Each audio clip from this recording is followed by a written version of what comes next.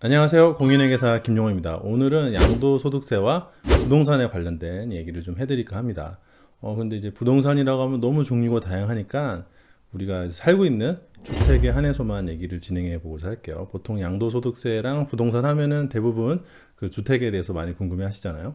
지금 주택 가격이 뭐 비싸다 아니다 의견이 많이 오가는데 보통은 비싸다는 의견이 더 지배적인 것 같아요. 왜냐면은 지난 한 수십 년간 임금 상승하는 것보다는 확실히 집값이 상승하는 게 훨씬 더 빨랐어요. 그래서 웨이지에 비해서는 자산 가격이 좀 높다.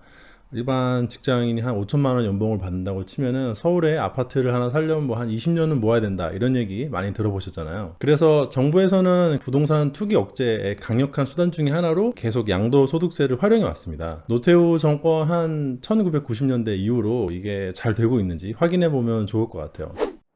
그 전에 먼저 주택거래와 관련된 양도소득세에 대해서 간단하게 살펴보도록 하겠습니다. 시작하기 전에 말씀드릴 게 먼저 우리나라는 현재 1세대 1주택에는 양도소득세를 과세하지 않고 있습니다.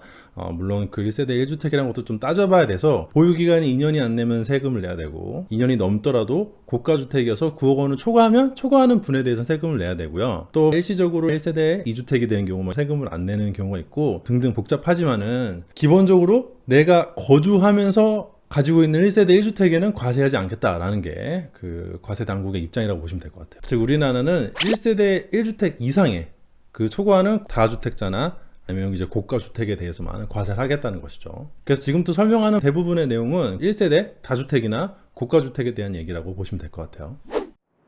자, 양도세 과세 구조에 대해서 기본적인 골격을 보자면 이제 이 표를 이해하시면 되는데요. 뭐 딱딱해 보이지만 사실 별거 아니에요. 하나씩 볼게요. 일단 양도 차익을 구해야 되는데요. 양도 차익은 양도가액에서 취득가액을 차감하면 나옵니다. 양도가액은 내가 판 가격이고 취득가액은 내가 산 가격이에요. 뭐 예를 들어 5억에 사서 8억에 팔았으면 양도 차익은 3억이 나오겠죠. 그거를 이렇게 어렵게 쓰고 있는 겁니다. 표에서는 이제 필요경비 차감이라고 되어 있는데 일반적인 주택거래에서 필요경비는 그렇게 중요하지 않으니까 이 부분은 생략하도록 할게요. 그 다음에는 이제 장기보유공제라고 양도차익 밑에서 뭐 빼주잖아요. 대충 이런 정도로 양도차익을 깎아준다고 보시면 됩니다. 예를 들어 2주택을 가지고 있는 내가 아파트를 한 개를 5억을 주고 8억에 팔았으면은 양도차익이 3억 생기잖아요. 근데 내가 이 집을 10년 동안 보유했으면은 그 중에서 20%를 깎아줘서 6천만 원은 공제를 해줍니다. 왜 이렇게 장기 보유에 대해서 할인을 해주냐면은 물가 상승률 정도는 반영을 해주겠다라는 면도 좀 있고요. 그리고 이렇게 오랫동안 집을 들고 있으면 적어도 이놈이 투기 목적으로 부동산 가지고 단타 치는 놈은 아니구나 라고 봐준다고 생각하셔도 될 것 같아요. 그 투기를 하려고 10년을 들고 있지 않을 거잖아요. 자, 그래서 이걸 다시 계산을 해보자면은 내가 이제 주택이 두 개가 있는데 그 중에 하나를 5억에 사서 10년 뒤에 8억에 판 그 아파트의 경우에는 차익 3억 원에 대해서 장기보유공제 6천만 원을 빼면은 2억 4천만 원이 되는데요. 여기에 기본공제 또 250만 원을 빼요. 그 다음에 세율을 곱하면은 양도소득세가 나옵니다. 이때 기본공제는 연간 250만 원을 부동산을 양도하는 누구에게나 묻지도 따지지도 않고 그냥 양도차익에 빼주는 것이고요. 세율은 보시는 거랑 이렇게 같은데 일부 예외가 있지만 이 표 많이 보셨잖아요. 이게 기본적으로 뭐 월급쟁이나 자영업자, 프리랜서 분들에게 적용되는 그 소득세율하고 똑같은 세율이 적용이 됩니다. 오늘 이제 주제 부분. 그러면은 정부가 양도소득세를 이용해서 투기를 억제하고 뭐 부동산 가격 자체를 잡고자 하는 경우가 있는데 그럴 때 이제 뭘 하면 되는가? 대체로 정부는 아까 그 산식에서 세율이랑 장기 보유 공제를 좀 만지는 측면이 있어요. 역대 정부별 양도소득세율하고 장기 보유 공제를 보시면 이거 같습니다. 이거 표가 상당히 복잡하잖아요. 근데 시험 보는 것도 아니니까 긴장하지 마시고 뭐 그냥 쉽게 설명해 드릴게요. 그냥 옛날 얘기 듣는 기분으로 보시면 될 것 같습니다. 일단 눈에 띄는 게 과거에는 이제 노태우 김영삼 정부 초기까지는 최저 세율이 무려 40%였어요. 그러다가 1997년에 외환위기 이후에 부동산 경기가 좀 많이 죽었거든요, 그때는. 그래서 김대중 정부에서는 기존 양도세율을 점차 이렇게 낮추다가 정권 말쯤에는 양도소득세율을 다른 소득세율하고 동일하게 적용을 했습니다. 그러다가 다주택자의 경우에는 노무현 정부부터는 부동산 투기를 잡기 위해서 기본 세율에 추가로 세금을 부과하기 시작을 했어요. 서울의 아파트 이제 대상 주택가격 지수를 보시면 이거랑 같은데 우리나라가 외환위기에서 회복하고 나서 경기가 좋으니까 부동산 가격도 같이 막 오르기 시작을 해가지고 노무현 이 정부 때는 정말 난리도 아니었잖아요. 이때 막 뉴스들 제목을 다시 보면 정말 재밌어요. 근데 지금 봐도 이 올라가는 각도가 김대중 정부까지는 김영삼 정부 때 멈춰 있었으니까 그대로 쭉 올라온다고 보면 되는데, 이 노무현 정부 때는 이제 그런 느낌이 아니잖아요. 각도가 상당하죠. 이 정도면 난리가 날만 합니다. 아무튼 이러다 보니까 노무현 정부에서는 다주택자는 좀 세게 때려야겠다고 1세대 2주택자는 이제 묻지마로 50%, 1세대 3주택 이상은 묻지마로 무려 60% 세율을 적용을 했어요.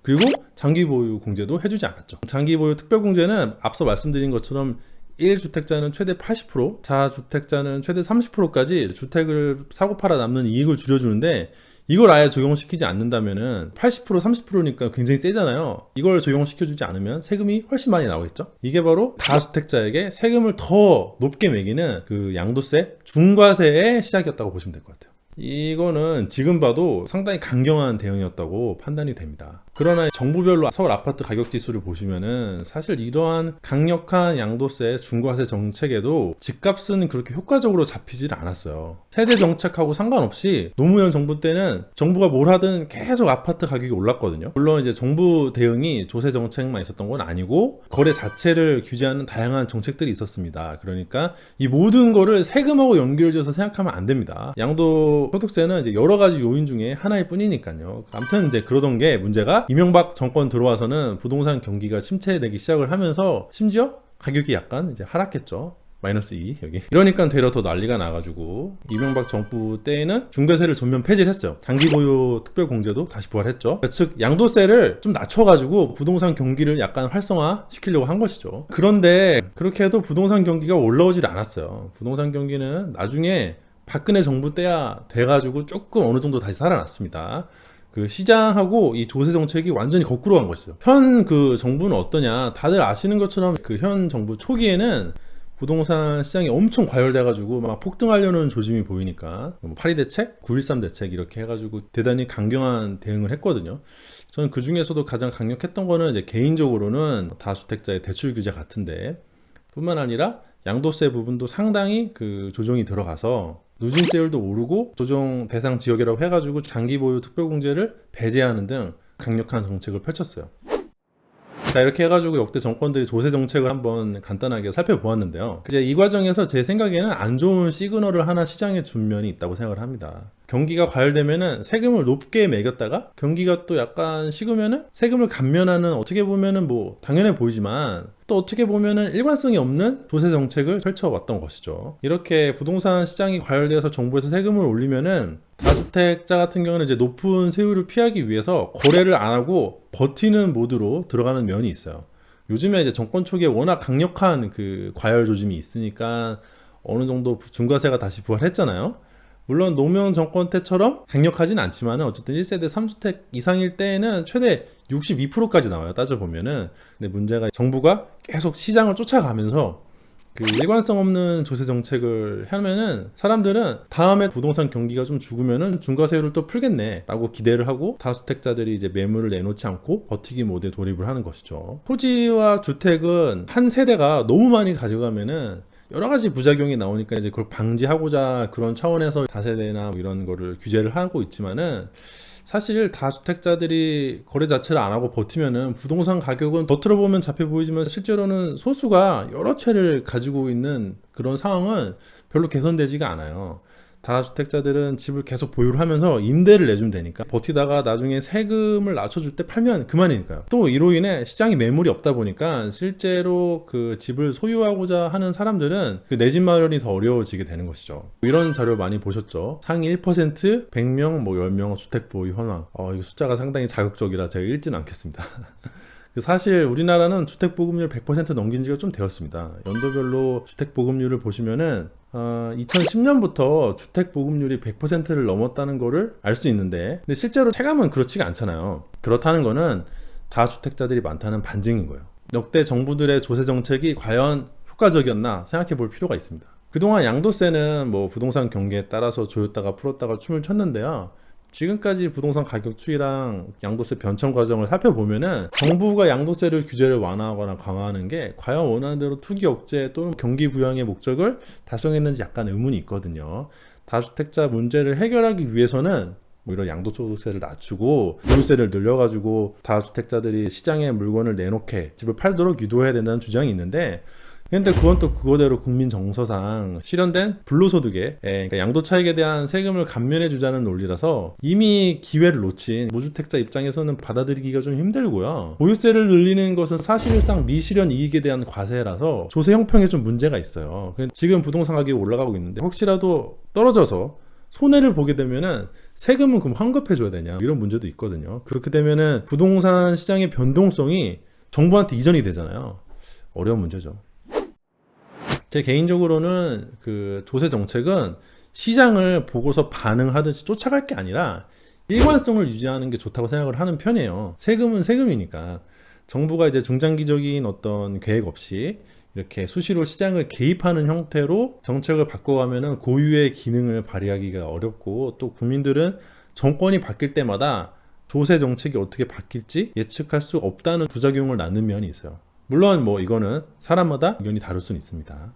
역시 개인적으로는 현재 부동산 시장이 조금 다소 진정이 된 것은 조세 정책 때문이라기보다는 레버리지를 꺾어버려서 상당수 실수요자들마저 부동산을 지금 살 수 없는 집을 살 수 없는 정말 강력한 대출 규제 때문에 거래가 끊긴 따시라고 보는데, 이런 상황에서 다주택자 중과세를 하는 것은 부동산 가격은 잡는 면이 있더라도 그 1세대 다주택 그 문제는 해결하지 못하는 측면이 있다고 봐요. 물론 모든 면에서 완벽한 정책은 없겠죠. 다만 세금으로 투기 억제 및 부동산 가격을 잡고자 할 때는 조금 신중해야 할 필요가 있다고 생각을 합니다.